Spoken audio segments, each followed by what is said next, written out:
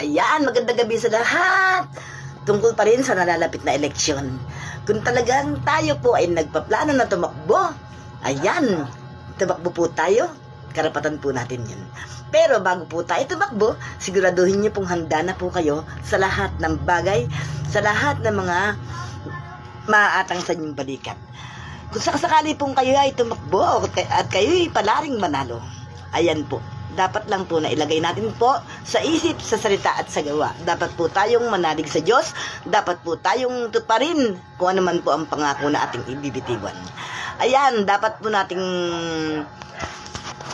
nating pangalagaan ang kapakanan ng ating mga nasasakupan, at dapat wag nating unahin ang ating sarili, bagkos tuparin ang mga pangako na inyong binitiwan, at matuto po tayong tumanggap ng pagkatalo kung tayo po ay hindi pala rin, at matuto rin po tayong lumaban ng parehas. Nang sa ganon, walang dayaan, walang sakitan, walang samaan ng loob.